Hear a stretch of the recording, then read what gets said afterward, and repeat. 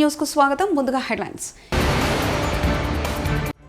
స్వాతంత్ర దినోత్సవ వేళ రికార్డు సృష్టించిన ప్రధాని మోదీ.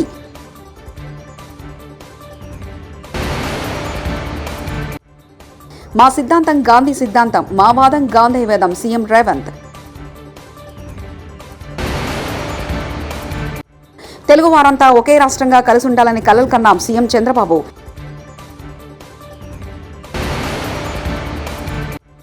డిప్యూటీ సీఎం పవన్ కళ్యాణ్ స్వాతంత్ర దినోత్సవ వేడుకల్లో పాల్గొన్నారు. ఇక దేశవ్యాప్తంగా ఘనంగా జెండా పండుగ జరిగింది. 78వ స్వాతంత్ర దినోత్సవ సందర్భంగా ఊరువాడ అన్ని చోట్ల జాతీయ పతాకావిష్కరణ జరిగింది. ఇక ప్రధానమంత్రి నరేంద్ర మోదీ ఆధ్వర్యంలో దేశ రాజధాని న్యూఢిల్లీలో ఎర్రకోట వద్ద జెండా వందన కార్యక్రమాన్ని నిర్వహించారు. అనంతరం 11వ ఎర్రకోట వేదికగా మాట్లాడిన ప్రధాని మోదీ రికార్డు సృష్టించారు.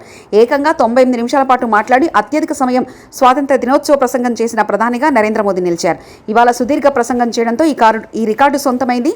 దేశంలో నెలకొన్న అనేక సమస్యలను ప్రస్తావిస్తూ మోదీ ప్రసంగించారు. దీంతో ఆయన పేరిటే ఉన్న మునుపటి 94 రికార్డులను ఆయన బద్దలు కొట్టారు.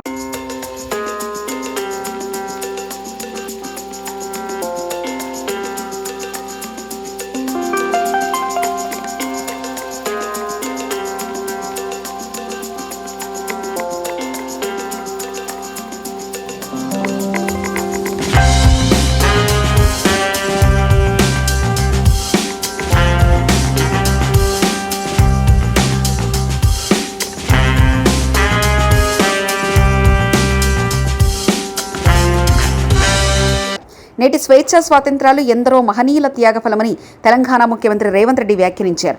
గోల్కొండ కోటపై జరిగిన స్వాతంత్ర దినోత్సవ వేడుకల్లో రేవంత్ పాల్గొన్నారు. జెండా ఆవిష్కరణ చేశారు. ఈ సందర్భంగా పోలీసులు గౌరవ వందనం స్వీకరించారు. అనంతరం అక్కడ ఏర్పాటు చేసిన సాంస్కృతిక ప్రదర్శన సీఎం తిలకించారు.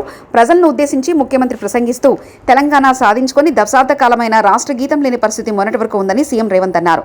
ప్రముఖ ప్రజాకవి అందశ్రీ రాసిన జయ జయ హే తెలంగాణ గీతాన్ని రాష్ట్ర గీతంగా ప్రకటించి ఆ లోటును భర్తీ చేశామని, తద్వారా సాంస్కృతిక పునర్జీవనానికి నాంది పలికామని వ్యాఖ్యానించారు. హైదరాబాద్లో స్వాతంత్ర దినోత్సవ వేడుకల్లో సీఎం రేవంత్ పాల్గొని ప్రసంగించారు.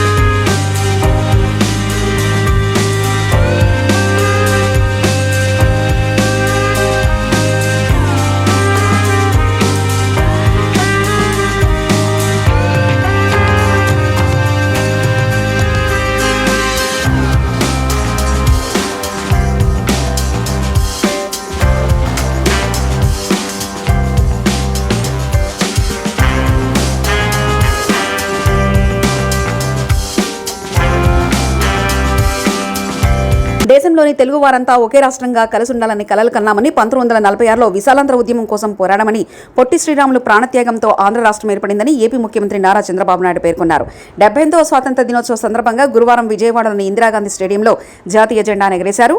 కర్నూలు రాజధానిగా 1953లో ఆంధ్ర రాష్ట్రం ఏర్పాటు జరిగిందని, 1956 నవంబర్ 1లో ఏర్పడిన తొలి భాషా ప్రయుక్త రాష్ట్రం ఏపీ అని పేర్కొన్నారు. ఇక 13.5% వృద్ధి రేటు రాష్ట్రం సాధించిందన్నారు. ఈజ్ ఆఫ్ డూయింగ్ బిజినెస్ లో ప్రథమంగా నిలిచిందని, 16 లక్షల కోట్ల పెట్టుబడులు ఏపీ ఒప్పందాలు చేసుకుని దేశం దృష్టిని ఆకర్షించిందన్నారు.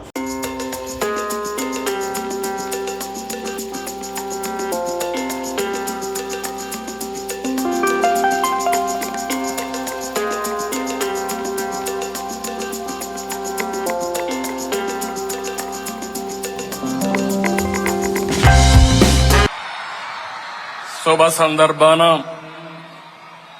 భారతీయులకు దేశ విదేశాల్లో ఉన్న తెలుగు వారికి రాష్ట్ర ప్రజలకు మనస్ఫూర్తిగా శుభాకాంక్షలు. ఆసేతు హిమాచలం అత్యంత ఘనంగా స్వాతంత్ర దినోత్సవ వేడుకలు జరుపుకుంటున్న వేళ భారతదేశానికి స్వేచ్ఛా స్వాతంత్రాలు అందించిన జాతి పిత మహాత్మా గాంధీ, రాజ్యాంగ నిర్మాత డాక్టర్ బిఆర్ అంబేద్కర్, త్రివర్ణ పతాక రూపకర్త మన తెలుగు బిడ్డ పింగళ వెంకయ్య లాంటి మహనీయుల్ని, స్వాతంత్ర సమర యోధుల త్యాగాలను స్మరించుకుంటూ వారికి ముందుగా ఘన నివాళులర్పిద్దాం. 1857లో ప్రథమ స్వాతంత్ర పోరాటం జరిగిందని చరిత్ర చెబుతోంది. అయితే అంతకంటే ముందే బ్రిటిష్ దుర్మార్గపు పరిపాలనపై తెలుగు నేల తిరుగుబాటు చేసిందని చరిత్రకారులు చెబుతున్నారు. అటువంటి చైతన్యం కలిగిన గడ్డ మన తెలుగు గడ్డ. దేశంలోని తెలుగువారంతా ఒకే రాష్ట్రంగా కలిసి ఉండాలని కలలుగన్నాం. 1946లోనే విశాలాంధ్ర ఉద్యమం కోసం పోరాడాం. అమరజీవి పొట్టి శ్రీరాములు ప్రాణత్యాగంతో కర్నూలు రాజధానిగా 1953 అక్టోబర్ 1వ తేదీన ఆంధ్ర రాష్ట్రం ఏర్పడింది. ఆ తర్వాత 1956 నవంబర్ 1వ తేదీన హైదరాబాద్ రాజధానిగా మొదటి భాషా ప్రయుక్త రాష్ట్రంగా ఆంధ్రప్రదేశ్ ఏర్పాటు చేశారు. అనంతర పరిణామాలతో 2014లో రాష్ట్ర విభజనతో తెలుగు ప్రజలు 2 రాష్ట్రాలు ఏర్పడ్డాయి. ఇలా 60 ఏళ్లలో జరిగిన పరిణామాలతో ప్రతిసారి సవాళ్లతో రాష్ట్రం ప్రయాణం సాగింది. విభజనతో ఏర్పడిన నవ్యాంధ్రకు రాజధాని కూడా లేని పరిస్థితిలో నాడు పాలన ప్రారంభించాం. ఎక్కడ కూర్చుని పని చేయాలో కూడా తెలియనటువంటి అనిశ్చిత పరిస్థితి నుంచి పాలన మొదలుపెట్టి ప్రభుత్వాన్ని పట్టాలు ఎక్కించాం. మాకున్న అనుభవం, ప్రజల సహకారం, కష్టపడే తత్వంతో కొద్ది కాలంలోనూ నిలదొక్కున్నాం. సంక్షేమ అభివృద్ధి కార్యక్రమాలకు రూపకల్పన చేసుకుని డిప్యూటీ సీఎం పవన్ కళ్యాణ్ స్వాతంత్ర దినోత్సవ వేడుకల్లో పాల్గొన్నారు. 78వ స్వాతంత్ర దినోత్సవ సందర్భంగా కాకినాడ పోలీస్ పరేడ్ గ్రౌండ్ లో పవన్ పాల్గొని జాతీయ జెండాను ఆవిష్కరించారు. అనంతరం పోలీసుల గౌరవ వందనాన్ని స్వీకరించారు. డిప్యూటీ సీఎం ఆపై ప్రజలను ఉద్దేశించి పవన్ ప్రసంగిస్తూ రాష్ట్రంలో శాంతి భద్రతలు గత వైసీపీ ప్రభుత్వంలో పూర్తిగా క్షీణించాయన్నారు. శాంతి భద్రతలు లేకపోతే రాష్ట్రంలో పెట్టుబడడానికి ఎవరూ ముందుకు రారు అన్నారు. ఒక దేశ రక్షణని ఆ దేశ ప్రజలు తమ చేతుల్లో పెట్టుకున్నప్పుడు ఆ దేశాన్ని ఎవరు నాశనం చేయలేరు. అదే దేశ రక్షణని కొద్దిమంది చేతుల్లో పెట్టి తాము చేతులు కట్టుకొని కూర్చుంటే మాత్రం ఆ దేశాన్ని ఎవరు రక్షించలేరని డానియల్ వెబ్స్టర్ చెప్పిన మాటలు ఈ సందర్భంగా మేము తెలియజేసుకున్నాం. భవతి భిక్షాందేహి అంటే శత్రువుకు కూడా అన్నం పెట్టే నేల. పాహిమాం రక్షమాం అంటే ఎదుటివాడి ప్రాణానికి తన ప్రాణాన్ని పణంగా పెట్టే నేల. తన దేశపు సరిహద్దులు దాటి పరాయి దేశం మీద దండయాత్రని చెయ్యని నేల.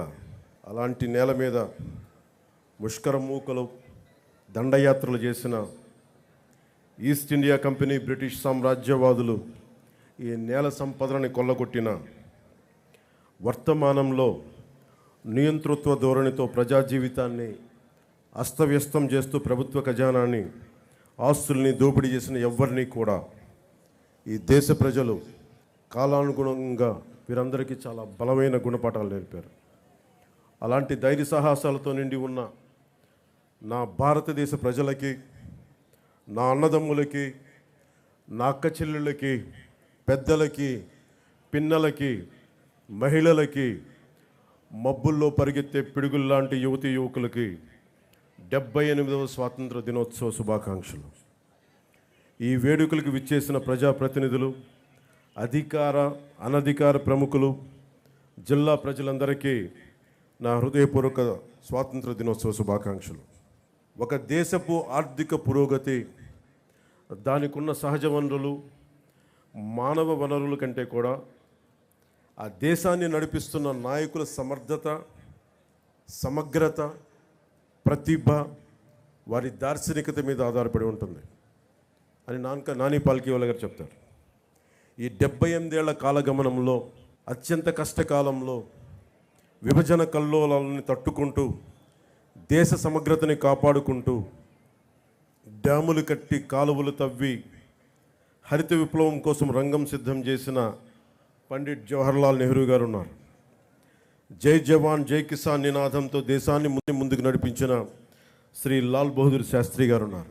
బంగ్లాదేశ్ ఆవిర్భావానికి శ్రీకారం చుట్టిన అపర దుర్గాదేవిగా పేరు తెచ్చుకుని అభివర్ణించబడే ఇందిరాగాంధీ గారు మీరు హిస్టరీ కాదు, మీరు జాగ్రఫీని సృష్టించారనే పేరు తెచ్చుకున్న ఇందిరాగాంధీ గారు ఉన్నారు. శ్రీమతి ఇందిరాగాంధీ గారు ఉన్న బంగారు నిల్వలు కూడా అమ్ముకోవాల్సిన దుస్థితిలో తన మేధా సంపత్తితోటి, విశిష్టమైన రాజకీయ అనుభవంతో ఆర్థిక సంస్కరణలు పట్టుకొచ్చి భారతదేశాన్ని తిరిగి ప్రపంచ పటంలో పెట్టిన గొప్ప వ్యక్తి, దార్శనికుడు పివి నరసింహారావు గారు ఉన్నారు.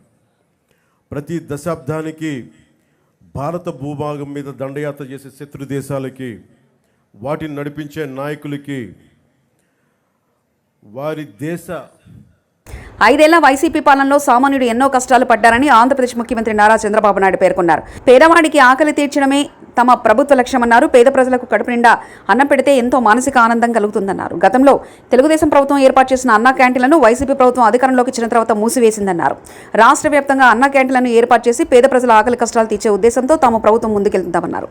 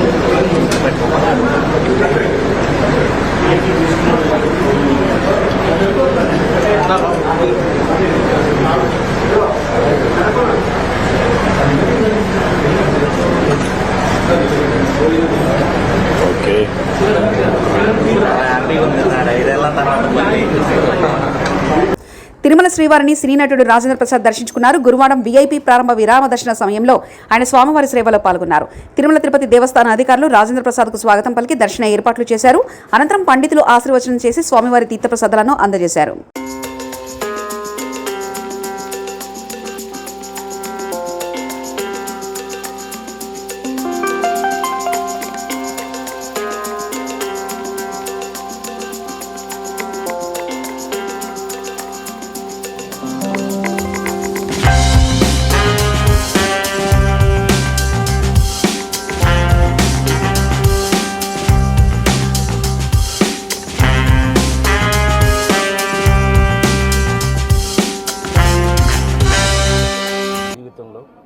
రకరకాల వేషాలు ఇస్తూ రకరకాల పాత్రలతో మీ ముందుకు వచ్చిన నేను ఇవాళ కల్కి వరకు కూడా ఒక కొత్త పాత్రలు చేయడం జరిగింది.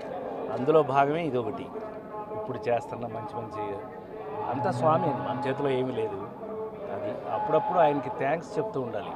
అది మన బాధ్యత. ఇవాళ వచ్చింది ఆ పనికి. సో ఒక కొత్త రాజేంద్ర ప్రసాద్ని మళ్ళీ మీరు చూడడానికి ఆయన బ్లెస్సింగ్స్ కోరుతూ వచ్చాను.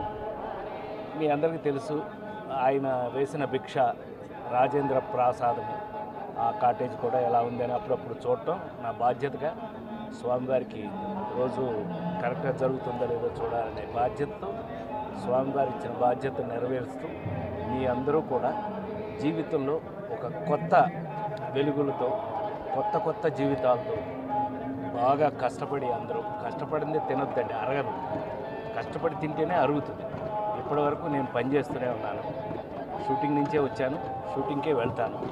సో మరొకసారి ఆ స్వామివారి ఆశీర్వచనాలు మీ అందరికీ ప్రతి ఇంట్లోనూ పరిపూర్ణంగా ఉండాలని, ఈ నన్ను చూస్తున్న మీ అందరికీ కూడా ఆ స్వామి గొప్ప జీవితాన్ని, గొప్ప ఆనందాన్ని ఇవ్వాలని మనస్ఫూర్తిగా కోరుకుంటున్నాను. స్వాతంత్ర దినోత్సవ వేళ రికార్డు సృష్టించిన ప్రధాని మోదీ.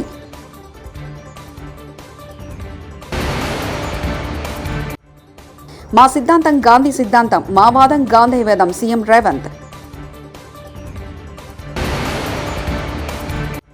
తెలుగు వారంతా ఒకే రాష్ట్రంగా కలిసి ఉండాలని కలలు కన్నాం సీఎం చంద్రబాబు.